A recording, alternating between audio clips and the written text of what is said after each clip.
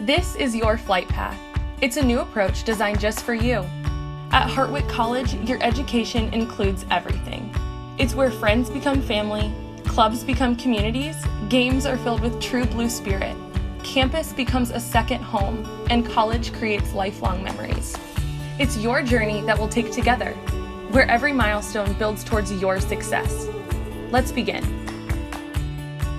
We'll start by learning more about you, because this is an experience made for you. You'll discover your natural strengths and what energizes you, so that you can explore majors, make connections, and tap into what's happening on campus.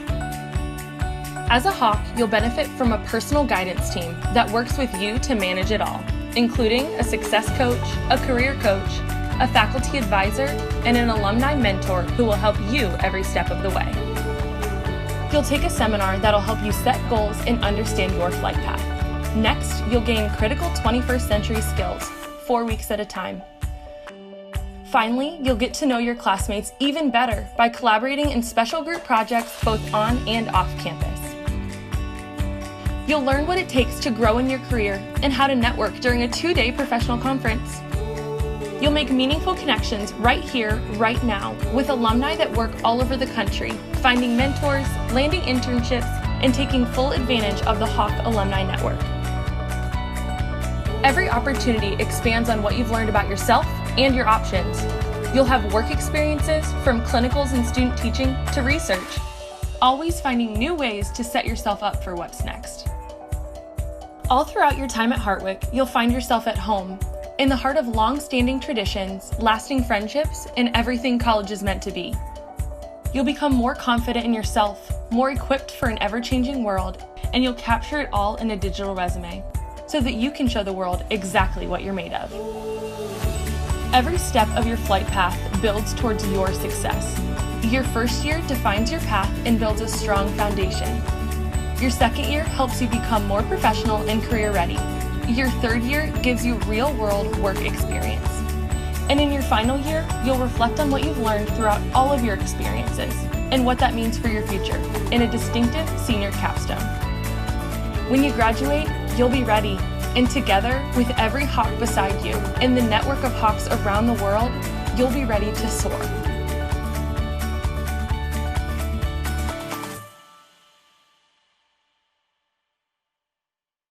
I really do encourage all of you to watch the video that you'll see in the link after this session. I think you'll, as alumni and friends of the college, you'll be particularly interested in it. It's all Hartwick, which is wonderful. Well, let me first give you a little bit of a view of this extraordinary time. The students who have chosen to come back to our campus and are residing on our campus are happy to be there. There is just a few fewer than 800 students who are residing on our campus, and we have about 325 students who have chosen to study completely remotely.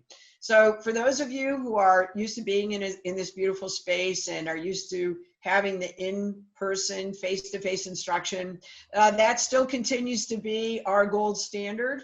But we know for some students, because of some of their own circumstances and the circumstances that we all find ourselves in with regard to COVID-19, we knew coming into this fall semester that we were going to have to be very flexible. So what we did is we planned throughout the spring and the summer, we planned to be able to offer the education that we're offering in different forms. And so for those about 325 students who have chosen to continue to study remotely throughout the fall, they are able to do that in the courses that we are offering. For those students who are on campus and choose to study in person, they are able to do that for the majority of our courses. So at this point, and then we have a hybrid solution. So in order to assure safe social distancing in our classrooms, some of our students who are doing in person might be in their class on Monday, but out of their classroom on Wednesday, and then back again on Friday. So it really depends. It's very customized based on every particular course, but the learning continues. And that's really what this is all about. So our objective is to continue to be assure that our students are receiving a high quality Hartwick education. no matter the modality that they need to pursue that in. It's still a very mission-driven objective of ours to make sure that these transformational educators that we have are able to spend time with our students. But we have to adapt to the challenges that we've had with COVID-19. And for those of you who have been watching some of my Sunday videos, you know that we put lots of planning into place and we've executed on our plans to good result. So right now, we're still testing on our campus. Every student, every employee needs to be tested on campus every other week. We are doing daily screening for all of our employees and all of our students. They have to screen and complete a daily screening application, which is basically a symptom checklist. All of our employees' temperatures are screened when they come onto our campus, and our students have random screenings throughout the campus on different days of the week to assure that we catch anyone who might have active symptoms.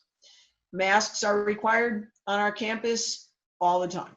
Unless you are in your private car or you are in a private room, you must have a mask on, even when people are outside enjoying what is a beautiful day today. Social distancing is required. And so we've learned a lot about this illness. And even though we only have had 18 cases, 18 total cases on our campus, I am absolutely convinced, given what we saw happen at Oneonta's sister college, SUNY Oneonta, they had 700 cases associated with their campus, and that caused them to close to all in-person instruction for the remainder of the semester. We have had 18 cases, and because you know how close we are to the SUNY Oneonta campus, and you know that SUNY Oneonta and Hartwick students share a passion for downtown activity, that's remarkable, but it isn't. It's understandable. We were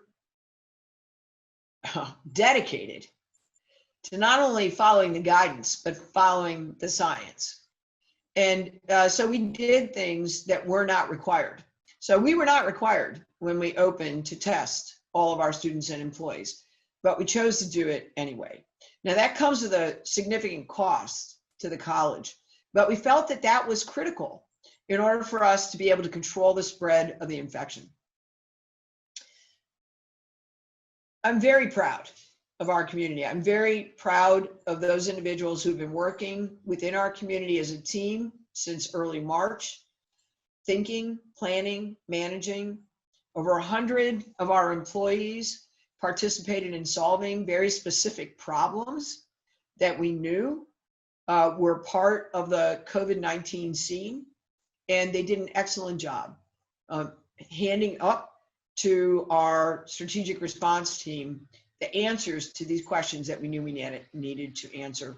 And that seems to be working. And so it's this dogged persistence to thinking ahead and being very, very diligent with the rules that we've put into place, including things like closing our campus to all visitors, which is, as you know, as alumni and friends, very un-Hartwick-like. But we found that we needed to. We had lots of students who were coming from the SUNY campus onto our campus. We had to stop that. We're checking IDs of our own students at night to make sure that they are our students. We're issuing trespass tickets when it's necessary. We have sentries at our entrances 24 hours a day. And that seems so un-Hartwick-like. But what we all have realized that if we want to continue to offer a Hartwick education, these are the rules by which we have to play. If you are a graduate, you would be very proud of what our community has done to manage the outbreak of this illness. 18 cases since the 1st of August, it's truly remarkable that we've been able to do it. And we've been able to do it because we've stuck to our guns about the rules. We've made it inconvenient for all of us. Our students, though, are so happy to be on our campus. The students who are there are happy to be there, and they're learning. And that's what this whole thing is about. As I've explained to our students many times, and I reminded other members of our community, COVID is not a mythical beast. It's not going to kind of creep up on you and just grab you. We've learned some things. We don't have perfect contact tracing. Of our 18 cases, we know that there's at least one case we will probably never know how that particular student caught this illness. And the Department of Health has told us that we may never know. But we can see the connections for most of the cases. And we know that this thing isn't mystical, it's not magical. If you are in contact with someone who has the disease, then you are much more likely to become infected. So, and we can see it with patterns. So of our 18 cases, 4 were roommates. So casual contact does not seem to be the way that people get this infection. And for example, we have no evidence, even though we are in socially distanced classrooms, 6 people 6 feet apart, lower density to assure the 6 feet distance, masks on in classrooms at all time. There is no evidence, even with our small number of cases that can be contact traced, there's no evidence of spread in the classroom. Having said that, if you're following the news from Hartwick very closely, you know that when SUNY Oneonta had their outbreak, we went to a precautionary 2-week remote only. That was our choice. But there have been some things that we have done at the behest of the Department of Health. We're working with them very well. They've been great partners with us. We're all learning as we go along, including the Department of Health, and I'm really pleased at how closely and how well we've been working with them. So you would be very proud of how our community has risen to this challenge. It is inconvenient. It is costly. It deprives us of the ability to be with one another, which Hartwick people love to be with one another. I was thinking this morning and talking to Beth about, wouldn't it be nice on a beautiful day like today to be able to be out on the Hartwick campus for True Blue Weekend? Because that's the way we are together. But as I've explained to our students over and over again, there's a lot that we can learn from having these opportunities taken from us right now. There's a lot we can learn about the kinds of things that we miss. There's a lot that we can learn about how to do things differently as we go forward. This will not last forever, but it is what we are at this moment in time. The education continues. If I could have the next slide, please. So as I read Hartwick's history, and for those of you, I know we have a couple of folks on, we got at least one member of the class of 1966. You've seen the college's trajectory over time. And you know that the college, like all educational institutions, has to be flexible and has moved and adapted to the times. Education is known to be slow in its change.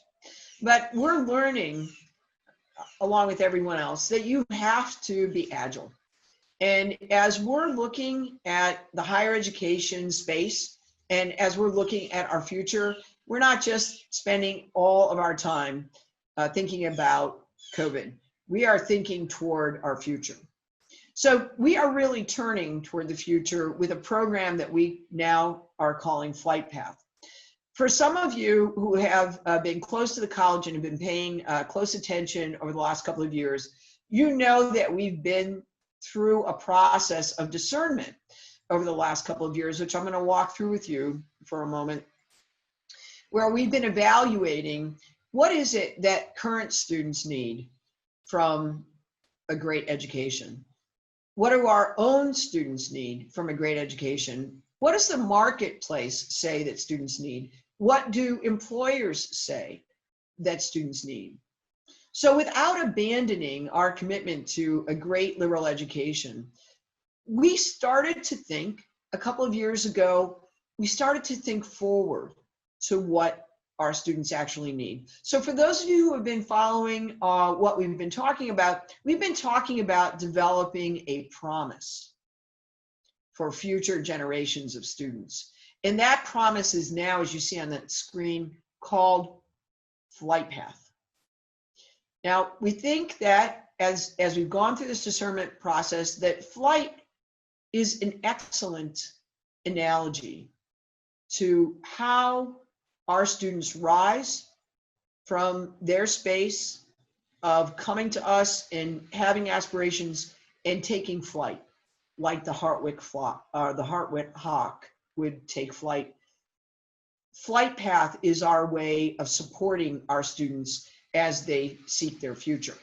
And in a minute, we're going to talk about the component parts of that so that you can fully understand when we talk about Flight Path, what that means for every student.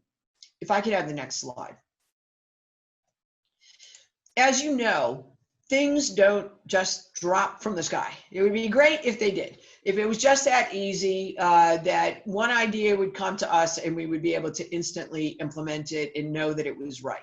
But of course, that's not the way real and sustainable change happens. So back in 2017, I remember sitting with our board, which is a fabulous board. Remember sitting with our board and really talking about the future of the college. We were looking at demographic changes. We were looking at socio-demographic changes among college-going students. We were looking at demographic changes within the state of New York and surrounding states. We were looking at those demands that employers were putting on students for how they needed to be work ready when they left college. And so starting in 2017, we took some very definitive steps forward. And one of the steps that we took was to partner with a research partner. And we embarked on 15 months of facilitated research through an external partner. And that research really took a very careful look at who our students were, what their aspirations were, what they needed from Hartwick to be successful, who students who were interested in Hartwick were, what they needed from the college. Looking at our own students who were struggling, what did they need that we weren't providing them? And so we have this body of work, this research body of work that we wanted to turn into action. And so we created an on-campus committee of faculty and staff and students, and we developed, with the assistance of the research team, an implementable plan for how we might go forward. Then over this last year, we created a group called the Promise Implementation Committee that actually built out that plan. And so we have the research, we know what we've learned, we know what best practice is. How do we address the research findings in an authentically Hartwick way? In June of just this past June of 2020, the board approved that plan. And now we are in what's called the pilot flight path year. And so we are actually delivering components of the flight path even as we're putting the finishing touches on them. Our first full year of implementation will be in August of 2021. And so what you see when you look at that beautiful video, when you have the opportunity to view it, is it will make you feel Hartwick. If it doesn't, I'll be shocked. Every time I watch this video, I feel the essence of Hartwick, and that is the point. But the substance of what we're going to offer is critically important. And you're going to hear from my colleague, Paul Lee Hobson, in just 1 minute about the substance. If I could have my last slide, please. Thank you. The one thing that I think I'd like to close, and I'm happy to take any questions in the Q&A about flight path, about COVID, anything you want to talk about. But before I pass this off to my colleague, I want you to know that what you see here is real. So even though we can't gather in Lambros Arena as our folks are here, the gentleman that you see in the middle of the picture there is Professor Ryan Sarasola. He is a member of our sociology department and also a criminologist. He's cheering on our basketball team. We will come back to that place where we can be together. But even in the interim, I want you to know that this plan that we have created is authentically Hartwick. This isn't a plan that we took off the shelf that some consultant came in, sage on the stage and said, here, do this. That's not what we did. We looked at the reality of the current situation, and we built a plan that is authentically Hartwick with people like Ryan, who actually has worked on this process for the last 2 years and has made remarkable contributions. So with that, I think I'd like to cede the microphone to my colleague as we go through the details of the flight path. Thank you. Thank you, Margaret. So what you see before you will go through each year what the students will experience. You'll see at the bottom of the slide the guidance team. And that will continue throughout the students' 4 years or 3 years, depending on their degree program. It starts right at the moment of deposit with a success coach being assigned to them. We have our success coaches, they're on campus now. We have 4 and one will be joining us, one more will be joining us shortly. And they're going to guide our students and provide all of the support that they may need to be successful. We're continuing, of course, to have a faculty advisor advise as connected to each student. Also in their first year, they're going to participate in first year seminars that were created especially for our students by our faculty. And the seminars really take each student, meet them where they are, what strengths they bring with them to Hartwick, and where they want to go. You'll also see that in the first year seminar, a Clifton Strengths Assessment will be administered. That really gives them, the students, the framework to understand the strengths that they bring with them that have helped them be successful so far and can support them through their transition to college. We'll also connect them with a new program called Hartwick's Pathway Planner. That planner is a digital map of their curriculum and their co-curricular student experiences. It's hard to get where you want to go if you don't have a map to help you get there. The first year discovery trip this year, we're excited to say will happen. We're not sure if it'll be virtual or if it'll be face-to-face, but in the first year discovery trip, they get to know their classmates even better by collaborating on a project that they work on together and combined with fun co-curricular activities. The 21st century modules, again, created by our faculty for our students, they cover the skills they're going to need for the 21st century. They learn how to be politically correct and politically and culturally fluent. I don't know how correct they are. And they will engage in constructive dialogue from many different diverse perspectives. They'll use big data analytics to make informed decisions. They're going to know the relevance and the limitations of science and technology as tools to address contemporary challenges. By the time our students graduate from Hartwick, they will have practiced all these skills and be ready for that first job or a graduate program. Advance the slide, please. Sophomores. This year, they'll be participating in a Success Summit. It's scheduled for early October. It's a free professional development seminar held over 2 days. We're fortunate to be having it led by a career readiness expert and speaker, an author, someone I've worked with before, Jody Smith. She's going to be covering 2 major topics. One is professional networking. So before we send them out to meet with alumni or to participate in events, we want them to learn how to professionally present themselves, how to build and handle any business situation, how to introduce themselves, and how to provide professional relationships in an appropriate way. Second topic is professional protocol. Develop their social skills, appropriate attire, electronic etiquette. How many of you might have received an email with a typographical error in it? We want to help them be successful before they ever leave campus for an internship or an experience with an alumni.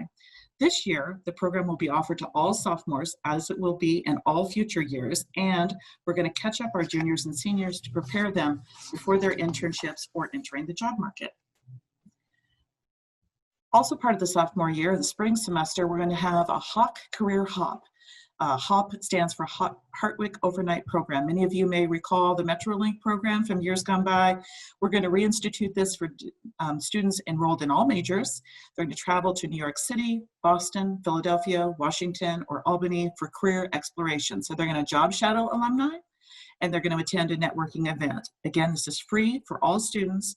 We do want to recruit alumni mentors, so at the end of the session, if those of you who have not yet signed up to be an alumni mentor, we'll provide that information to you.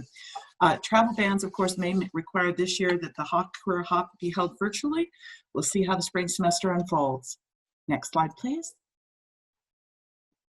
So for juniors, we are going to add to, so across the bottom, you'll see their guidance team has doubled. They continue to have their success coach and their faculty advisor throughout, and we're adding a career coach and that alumni mentor. Their career coaches begin next month. I was involved in all those interviews. I tell you, they bring such professionalism and excitement to this area. They're going to work hand in hand with all of our juniors and seniors. They're going to launch, you may have heard me refer to an application. I think of it as the eHarmony of alumni mentoring. So it connects with its algorithms, a student with an alum. We're projecting about 425 juniors and seniors. We couldn't do that on the back of an envelope or a spreadsheet, and so we created this new application that will link with Handshake so that students can create their digital resume inside of the application, and it makes it easy to connect with their alumni mentor. Mentors can provide a variety of roles. Certainly the job shadowing that we've discussed. There's one-on-one mentorings where you might stay with a student over a number of weeks. There's also something we call flash mentoring. If somebody just wants to say, gosh, I've never worked for the U.S. Geological Survey. What kind of a career might that be? What kind of skills would I need? They might be able to connect with someone, the USGS, a current alum or a retired alum, and say, this is what it means to be in that field. But just a 15-minute conversation over Zoom can really help a student understand what that career might take. Of course, we're going to continue our in-class presentations, whether it's face-to-face or virtual. We've launched Network Chats, which is a faculty member and alumni talking about their career path. How did it start at Hartwick and where have they gone on? It helps students have more of an informal conversation rather than a formal lecture series, and many other opportunities to engage with our students as an alumni mentor. Juniors also have a junior review.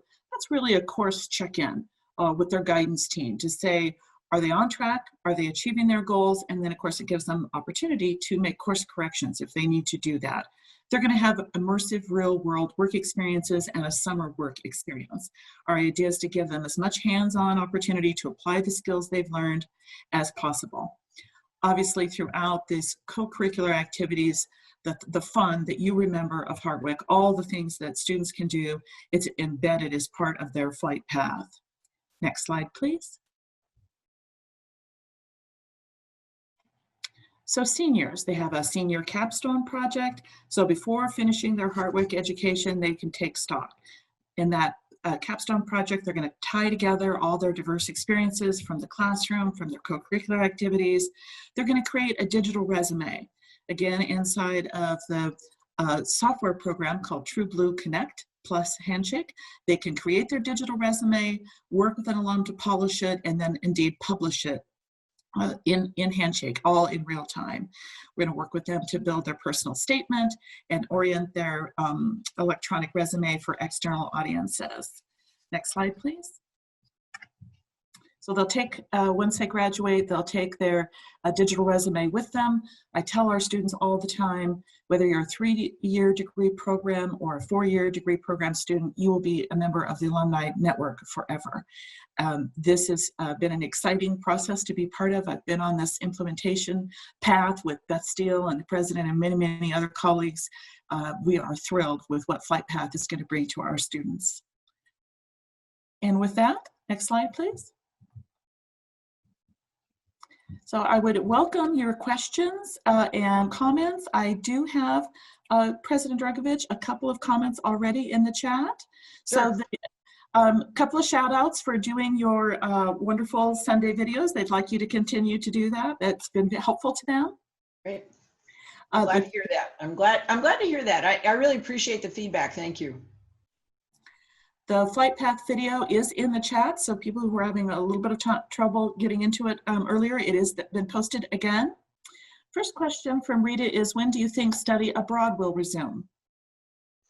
Rita, so glad to hear from you. I bet you are interested in study abroad. I wish I knew when we would be able to travel easily. And we know that we won't be doing study abroad for January term, this term. And in fact, the strategic response team is thinking very seriously about how to position the spring semester. One of the most serious options that we're considering right now is actually flipping the terms. And so we, within the next week or so, I think, will come to a final decision about this, where we would actually start the January, take the January term, move it to the end of spring, and actually start the second semester in mid-January. And the reason for that is travel is not fluid right now. It's not easy for us to assure that students can travel. Secondly, of course, we don't want to expose them to any infection through a trip. But moreover, of course, American citizens are not eligible to travel to all countries, and so it's complicated right now. Secondly, every time we make a major effort to move a large number of people on and off our campus, that the possibility of greater number of infections increases significantly. So we think that right now we're looking at this possibility of starting the spring term in mid-January, moving through the entire term without a break for spring break, adjourning sometime probably at the end of April, and then picking up what would have been the January term immediately thereafter. Now, of course, our hope is that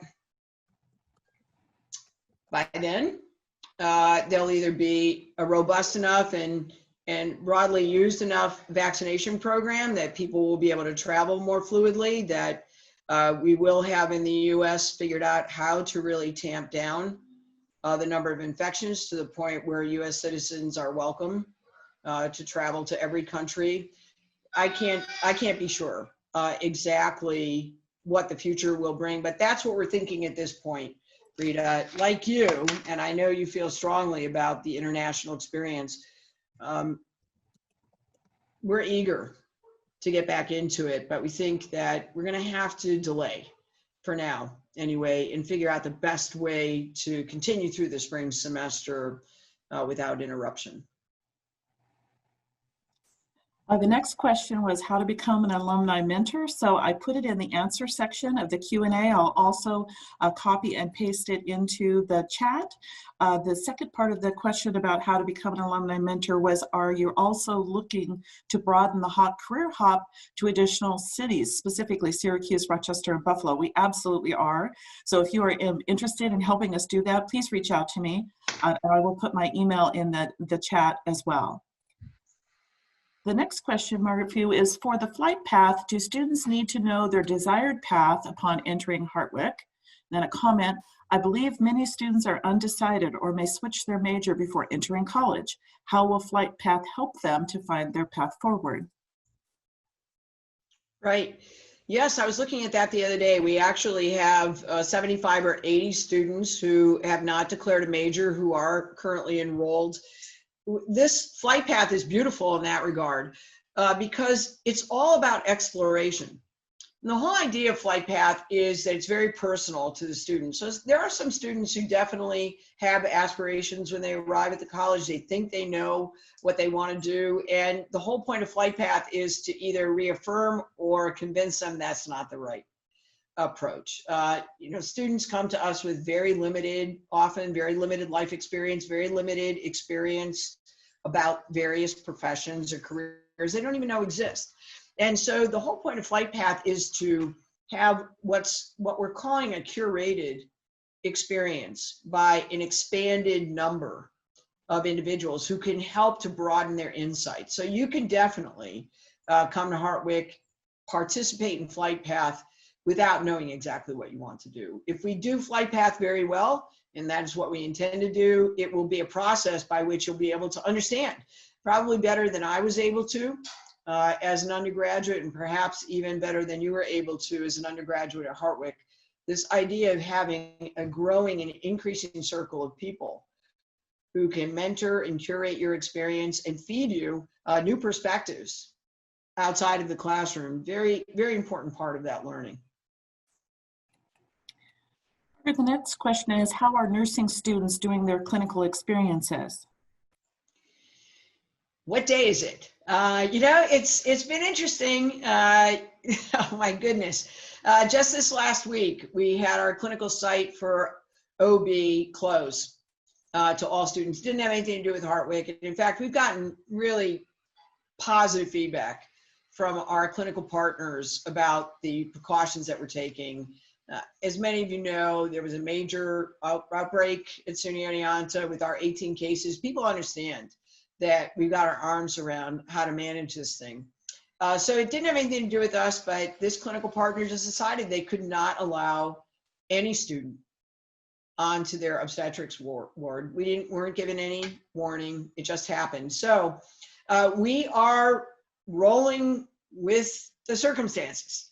And I'm very proud of our nursing program. I think that we were the first nursing program when this thing really started to unfold quickly in March. I think we were the first nursing program in the state to get permission from NICEAD to do remote simulated clinical experience as a substitute for in-person. So one goal that we have is to return students to the clinical, real in-person clinical sites as soon as possible. It's always been an important part of our program, and it's going to continue to be. I'm very glad that over the last few years, we didn't know this was coming, but over the last few years, we've really developed our simulation capabilities, and that is proving to be incredibly important right now. So that as these sites open and close, we're able to be flexible and move students in and out of approved simulated remote experience. To the extent that they're able to actually get into our sim labs and actually work together, that's good too. We knew we'd have to. I think we didn't understand, even in March when we started planning for this, how important it would be, this agility of moving from one form to another. And so we're being very adaptive. We're trying to be very flexible. We're sensitive to the fact that some of our instructors are themselves clinical practitioners. And so they need to protect themselves in terms of their own exposure to COVID so that they can continue their clinical practice. This is a very dynamic environment that we're working in, but our first priority is to support our nursing students so that their education is not interrupted. Margaret, the next question is from Bill Cassidy. What has been your experience with the Greek community and the Greek houses? Hi, Bill. Glad to hear from you. So our Greek students promised us at the beginning of the term or before the beginning of the term that they would be good citizens. And my experience is that many of them have kept that promise. I'm very pleased about that. There are a few folks who found it challenging. The idea of don't have a party. It was a challenge for some folks, but most of our students have done remarkably well, including many members of our Greek community. And I'm very proud of them. Today, I believe, is our last outdoor dining Saturday in Oneonta. I know that Beth and I will be going downtown after this session to grab some lunch outside as a way to support our local businesses who have really been hurt by this, as you can imagine. Our Hartwick students are downtown helping today. They are posted at the safety booth and in other locations. They help to move tables. They've been helping the community ramp up for these Saturday experiences. And so I fully expect to see students downtown with their masks on and helping the community. So and many of them are Greek community members.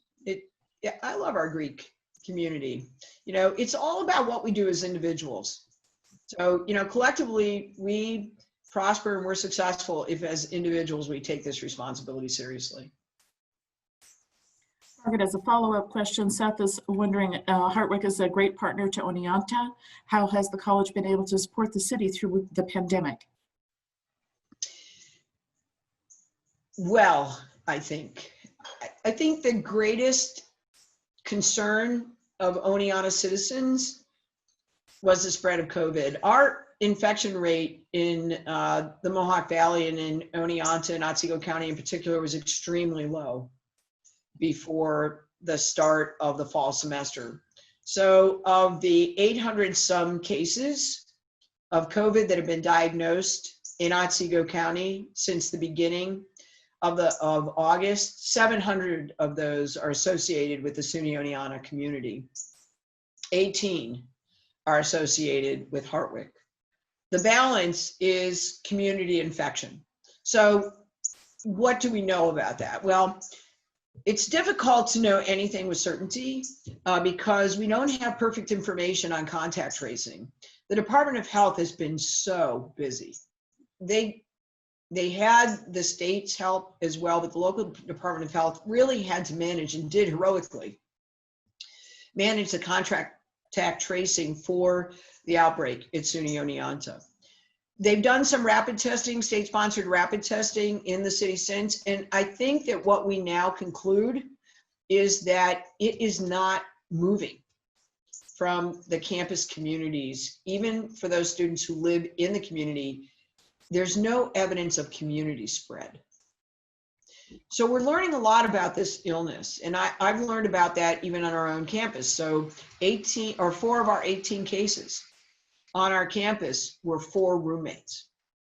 And we think that what we're learning is that this thing isn't sort of scary and mythical, doesn't just creep up on you. It takes contact between people to spread it. And so our students understand that they are to act responsibly when they go into the community. And that is what our community most wants. They want students, they want us to act as good partners in the community. And our students understand that that's what they want. And most of our students are living up to that. So that's number one. Secondly, before we put our plan into place, I gave that plan to our community partners, the mayor, the head of the city's Department of Health, if you will, the local county Department of Health, the hospitals.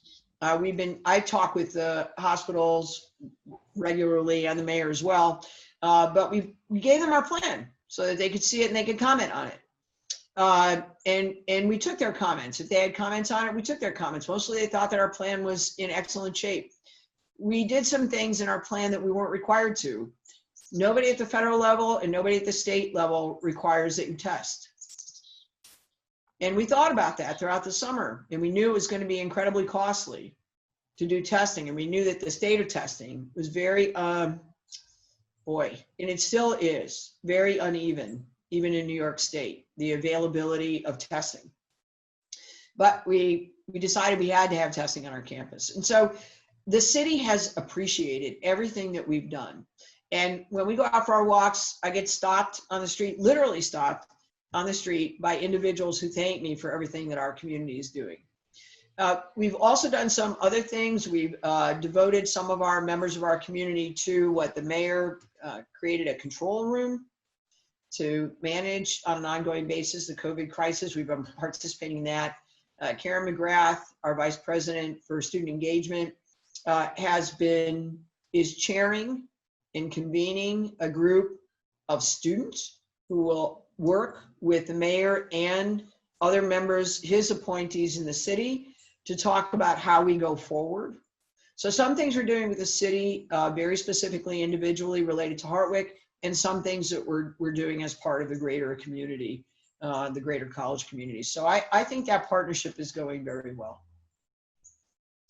Margaret, the next question is from Larry, class of 77. We haven't been back to the campus in many years. What could we expect to see in terms of expansions that have been completed and that might be coming up in the next few years?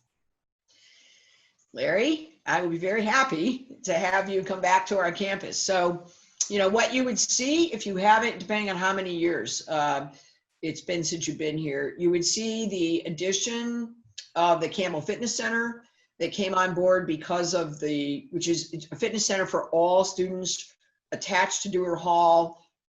Major funding for the gift for that was William V. Campbell, very important individual out in California, friend of the college who decided to sponsor a naming gift for that because athletics and athletic conditioning was such an important part of his life. So we have 2 fitness centers on our campus now. You would see that. We've renovated all of the residence halls. So if you knew what they look like, you would see that they have been renovated. We now have the Griffith Center for Collaboration and Innovation, including a makerspace on our campus, fabrication lab, and we're finishing outfitting that. The nursing simulation lab in Smith Hall is fantastic. If you walked into it, you would think that you were on a nursing unit. And that expansion has gone very well. So we created the ward type unit if you were to walk in, but now we're also creating treatment suites within that so that proctors can watch people in individual rooms with individual patients, not real patients, of course, but actually operating independently as they would be required to do.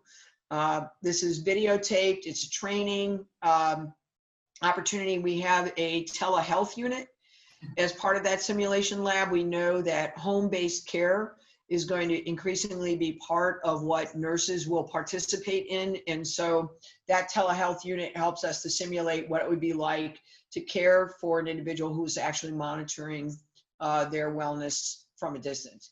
And so there are a number of things that you would see. You would see, of course, Founders Way, which now instead of driving up Hartwick Drive, you walk up a pathway that is absolutely gorgeous and allows you not to have to fall off the sidewalk or possibly be hit by a car as you're walking through the center of our campus, but actually just absorb the beauty of the place. It's phenomenal. It was just right. It was exactly the right thing to do. And it's one of those things you say, why didn't we do that 50 years ago? It's beautiful. So we've made lots of changes depending on how far back you go. You might or might not have seen the renovation of the Lambros Arena. Wright Stadium has a brand new surface that came online this year. It's beautiful. We've made lots of improvements on the campus if it's been a while since you've been with us. Next question is from our good friend Ken Dobert.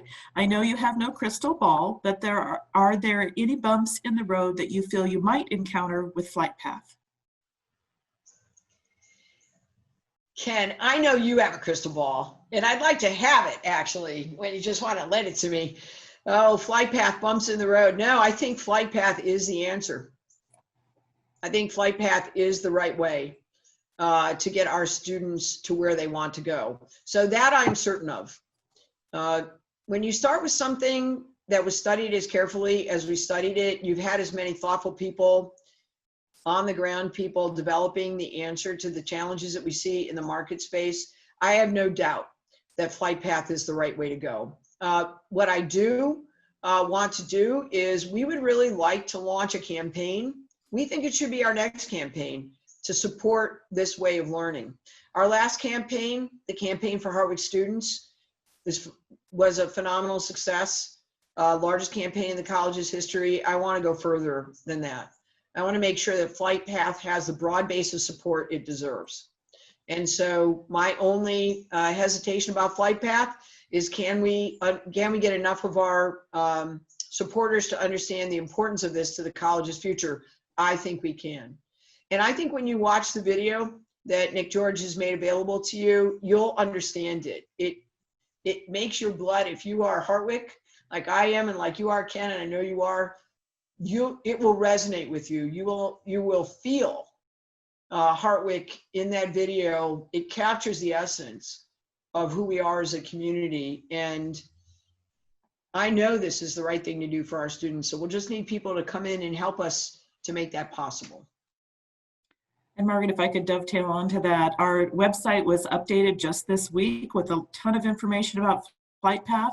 So please go to hartwick.edu and explore. There's more video content there and great stories to tell. I think you'll really enjoy it. The next question is from George and Linda Thompson. Wondering about the number of enrolled students. We hear that the number of students attending colleges is down because of COVID. How are the numbers holding up at Hartwick? George, Linda, thanks for the question. Linda, I hope you're continuing your good work to heal people. Our numbers seem to be good. The difference is we're probably, right now we think we have 1,180 or so students enrolled. And the reason I say I think that is that yesterday was our census date. And so I'll know better this week how many students we actually have enrolled. That actually is that number is very close to what we budgeted for. So we have not, if our rough calculations are correct, counting people who are showing up for various classes and whatnot are correct, we'll be very close to our number of enrollees that we expected. The one change that we have is that about 325 of those students out of around 1180, 325 of those students have chosen to study at home or have been required to study from home remotely because they found that they were not able to adhere to the rules that we have in place. And so we actually had to remove them from the campus so that they are studying from home. That's a small number. The majority of the students that are studying from home are choosing to study from home for their own reasons. And they have good reasons for doing that related to COVID. So, on a financial side, that will impact the college, but I can see it. Students want to continue their education. It was interesting to me. I just saw an article this morning saying that overall, the National Student Clearinghouse indicates that college enrollment is down 2.5% nationally. And I know that some local colleges are down much more than that, 5, 7, 8, 10%. That does not seem to be the case for us, but I'll know those numbers more certainly next week. But it looks good. It's just that some students really felt that based on where they were coming from or conditions in their family, we know that families have lost their jobs. So in some ways, as long as we can give them a good, robust remote education, even though they'd want to be on our campus, some of them are just in a position where they have to save some money and needed to stay at home to do that. What we learned, I'll say one last thing. What we learned about March when we went remote is that for as inconvenient as it is for some of us, it's impossible for others.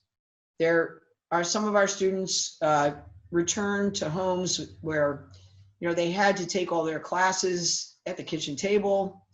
They didn't have space, alone, private space where they could study.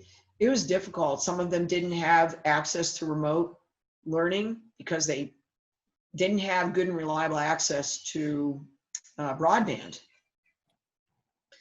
For those of you who live in New York State, we suffer with that, even in New York State, which is still a puzzlement because New York State being what it is, you would think we would solve that problem across the state, but even here in New York State, we haven't solved that problem. And so it was a challenge, and our students are relieved to be on campus, even with the restrictions that we have in place. So, from a financial point of view, we know that we're going to continue to be stretched. The COVID interventions that we've had to put in place, including testing, are expensive, but we felt that we needed to do them. Our increased sanitization is expensive. We donated all of our PPE, all of it, to New York City and our local Fox Hospital when they needed it because they didn't have it. Unfortunately, nobody donated it back to us, so we had to go out and reacquire all the PPE that we needed for our own campus. We've had to increase our security, that we've had to increase technology on our campus and support for that so that we could deliver a very reliable, high quality education. All of that is expensive. But as far as enrollment, students want to be here if they can be, and if they can't, we're supporting them. A couple of shout outs, Margaret. If I had to do it all over again, I would choose Hartwick College, especially now with the new Flight Path program, class 73. Jean. Jeff Great. mentioned COVID brings with it important lessons for everyone, especially young people. Most importantly, putting community ahead of personal interest is a beautiful approach to a good life. Early lessons of respect for others and self-discipline build character and positive relationships. I've been listening to your weekly reports since March, and you've done great work, and the results prove your dedication to students and their education. Jeff, thank you. Thank you very much, Jeff. If I could just make a comment about that. Not only are you not able to be here on True Blue Weekend, but I know that some of you live at a distance. You may not know the people who work on this campus as well as I know them. I'm telling you, Hartwick is fortunate to have these employees. They're really busting it. They're working hard to make this happen. They're flexible. We've asked them to do things that are outside of what they would normally do. We've got coaches that are helping with COVID management. We've got personnel who normally don't do it, who are on our gates and assuring security. We've got people delivering food to quarantine students who normally wouldn't do anything with food service. It's really quite remarkable. And everyone has made it possible. So thanks for the shout out, Jeff. I'm going to pass it along. The next question is, does the simulation lab include obstetrics, pediatrics, and neonatal experiences? The next part of that question is, must all nursing students be on campus? It does. In fact, we did a photo shoot to help with some of the marketing we were doing with FlightPath, and I haven't been in the lab because I try not to go, even personally, go into any facility where I might bring the infection if it's not necessary for me to be there. I'm in my office most days of the week, but I've not been in the lab for the last few weeks, but I understand that there is a very pregnant mannequin in the lab right now. So we are doing simulation, even in obstetrics in the laboratory. And what was the second part of that question? Must all nursing students be on campus? Yes and no. They have to fulfill their clinical requirements. And so it depends on how that laboratory experience, it depends on what the clinical requirement is and how that laboratory experience is being delivered if the student can't be in the clinical site. So we do have some students, some nursing students who are studying remotely, but they can't actually study exclusively remotely. We've had to make adjustments for them to be able to come onto campus and do the remote learning or go to their clinical sites if those are open to them. I have to say it's very fluid. Our nursing staff has been great with trying to roll with the punches, and they keep on coming. Every day is a new adventure in COVID world. Mike Doherty is asking if you would speak, Margaret, to the issues of future demographics with the numbers of college eligible students in the Northeast within the next 10 to 20 years shifting. Yes, great question. It's not looking promising. The number of students who are in the Northeast is projected to decline. And in New York, we've had a bit of an out-migration event in New York. And as you know, well, because you stay so closely involved with what's happening at the college. Yeah, we've had net out migration in New York State, except for a few counties and in the lower part of the state. So one of the important things about FlightPath is that it makes us as relevant as we can be. And what we need to do is compete well for our fair share of the market. And any college or university that got hit by COVID and wasn't at least where we are in terms of planning for the future is going to have one steep uphill climb. I was looking at some financial information that the Department of Education reviews every year, and I'm really shocked at the number of schools that even in 17-18 had fallen, into the red zone as far as the Department of Education is concerned. And I have some concerns about the kinds of things that the Department of Education counts when it comes to financial strength of an institution, but it's hard sledding out there. And quite unfortunately, Mike, it's not going to get easier unless there's some kind of major immigration event. And, you all are smart people. You're Harvard educated, and you watch the news like I do, and you know that, this is a very uncertain time in terms of immigration into the US. So short of some kind of major immigration event, and given the socio-demographic shifts that we're seeing in students who are going to college, including the number and also their ability to pay, we're going to have to make our case for why a student ought to come to Hartwick. And we're going to have to do that better than we've ever done it before. Margaret, the next question is, could you tell us a little about the programs that socially engage first-year students that are maybe feeling bored or scheduled due to COVID restrictions on campus? Yes, I will. Happy to do that. We're encouraging our students not to be afraid. but at the same time adhere to the rules. So our heroes in the student engagement area have programming. You know, we have Pop-Up Friday, where every Friday afternoon we deliver a special treat for our students. And so we want them to come out. We had cornhole on Frisbee Field. We want them to come out. They can't play football and be together with that kind of contact, but we're doing lots of programming that help them to get out of their space. We're encouraging them to get out. You only have to talk to a student who's been in quarantine for 2 weeks to know why you should take every opportunity to get out of your residence hall and walk around our beautiful 425-acre campus. Or if you're staying at Pine Lake, you know, be out and about. And the weather's been beautiful. So we are encouraging students to be together, and we're creating programming for them to be together. They're trying. You know, it's interesting, even before COVID, it was becoming an increasingly difficult thing to get students who were not inclined to do so to leave their rooms because they're so oriented to technology.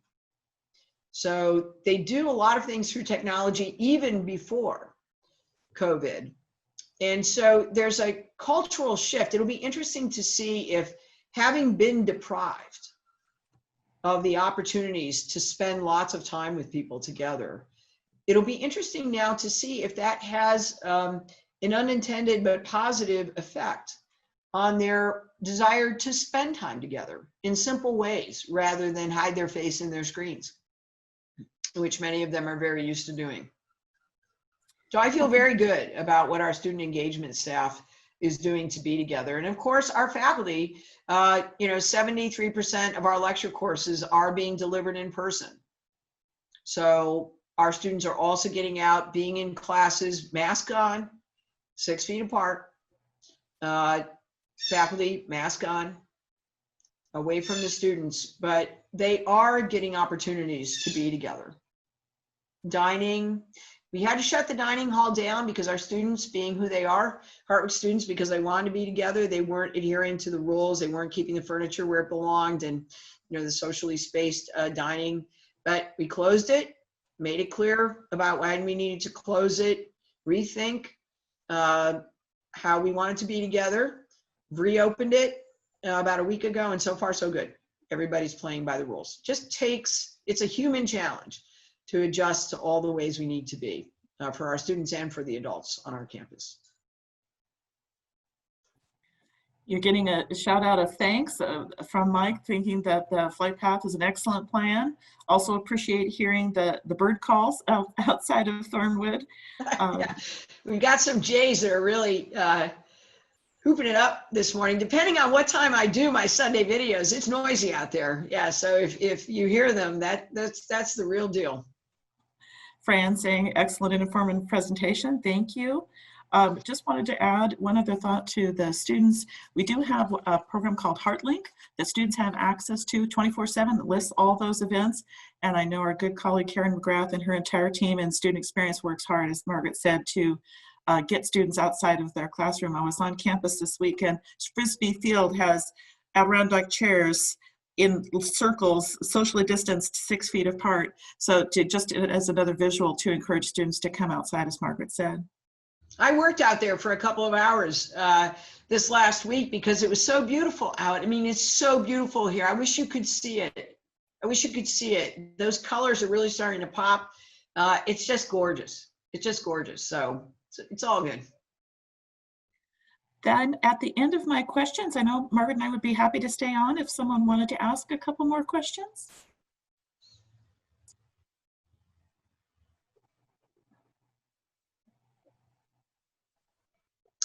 Well, I want to say thank you. If you don't have any other questions for us, I want to say thank you for being part of this forum this morning. I'm so glad to see your names pop up on the screen and to get some questions from you. I almost feel like we're together.